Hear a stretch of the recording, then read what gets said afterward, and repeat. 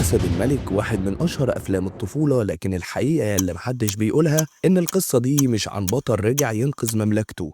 القصة دي عن نظام فاسد اتكسر وبعدين رجع تاني، ومن أول مشهد في الفيلم كل حاجة كانت بتقول إن في حاجة غلط، بس إحنا كنا صغيرين وما خدناش بالنا. النهاردة هتشوف الفيلم بشكل مختلف خالص. القصة بتبدأ بولادة سيمبا ابن الملك مفاسة الملك العظيم، ومشهد احتفالي وكل الحيوانات بتسجد له تقريبا. بس السؤال هنا، هل ده احترام ولا خوف؟ ليه كل الحيوانات لازم تعترف بملك واحد؟ وليه الأسد هو اللي بيتحكم في الأكل؟ الفيلم بيقول لنا إن النظام ده طبيعي، أو زي ما قال موفاسا دائرة الحياة لازم تكتمل. بس هل فعلا ده توازن ولا سيطرة؟ خلينا نتكلم عن موفاسا، الشخصية اللي بيقدمها الفيلم على إنها رمز للعدالة، لكن لو ركزت هتلاقي حاجات غريبة. موفاسا بيقول إن كل الحيوانات ليها دور، بس في نفس الوقت هو اللي بيأكلهم، يعني هو اللي بيحافظ على التوازن، بس التوازن ده لصالحه هو. الأغرب من كده إنه استبعد الضباع بالكامل من النظام البيئي ده، وده لأنه كان عايش معاهم وكان شايفهم مهمشين. طب نرجع لسؤال هنا،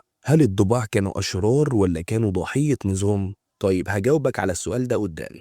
وبنروح لسيمبا الشبل الصغير اللي اتربى على فكرة إن هو الملك الجاي، لكن في لحظة واحدة كل ده انهار. بس طبعا كلنا ما ركزناش في المشهد ده وركزنا في اللي بعد كده. سيمبا صدق فورا كلام سكار وأقنعه بسرعة جدا إن هو السبب في موت أبوه، وسيمبا في الوقت ده بيقرر يهرب من غير ما يحاول يدافع عن نفسه. ليه بقى؟ لأن النظام كله كان معروف إنه نظام مهمش وإنه مش مستعد يشيله أصلا. سيمبا بيهرب وبيسيب المملكة تنهار. الفيلم بيقول إنه كان خايف، بس الحقيقة سيمبا اختار الهروب وراح يعيش في أماكن بريئة، في عالم تاني خالص، مفيش مسؤولية، مفيش ضغوطات، مفيش ملك. شعارهم كان هكونا مطاطا، يعني مفيش قلق، عيش وانت مطمن. بس في الحقيقة ده كان هروب من الواقع. النظرية الأخيرة معانا هي إن سكار مش شرير.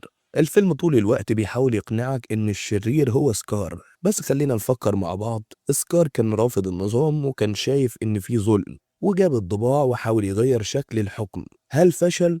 طبعا فشل، بس ده مش معناه إنه كان غلطان. ويمكن كمان المشكلة مش في سكار، المشكلة في النظام نفسه. وبعد ما سكار مسك الحكم المملكة باظت، مفيش أكل، مفيش توازن، كل حاجة انهارت تقريبا. الفيلم بيقولك إن ده سبب سكار، بس في احتمال تاني إن النظام القديم كان معتمد على شخص واحد وهو مفاسا، وأول ما اختفى كل حاجة وقعت.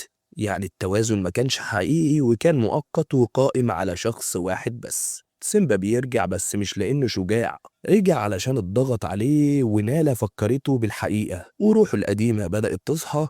بس السؤال هنا، هل رجع يصلح ولا رجع يكرر نفس الغلط اللي كان بيعمله أبوه؟ وبنشوف المواجهة الأخيرة ما بين سكار وسيمبا، والفيلم بيصورها كصراع بين الخير والشر، لكن الحقيقة ده كان صراع على السلطة. وفي الآخر سيمبا كسب الحرب دي. بس هل كده المشكلة اتحلت ولا رجعنا لنقطة البداية؟ ونهاية الفيلم هي أكبر خدعة، وهي إن أول ما سيمبا كسب المطر نزل والأرض رجعت خضرا. الفيلم بيقولك إن ده سببه رجوع الملك الصح، بس الحقيقة دي طبيعة الأرض، الدنيا بتتغير لوحدها مش بسبب ملك ولا بطل. ودي أكبر خدعة في الفيلم. التفسير النهائي، فيلم الأسد الملك مش عشان الخير والشر، الفيلم عن السلطة وعن نظام بيكرر نفسه. مفاسا حكم وسكار حاول يغير وسيمبا رجع كل حاجة زي ما كانت، وفي الآخر الدائرة اكتملت. بس مش دائرة الحياة، دائرة السلطة. دلوقتي بعد ما شفت الحقيقة مستحيل تشوف الفيلم بنفس الطريقة. ولو عجبك تحليلنا للفيلم ما تنساش تعمل لنا لايك، سبسكرايب للقناة. سلام.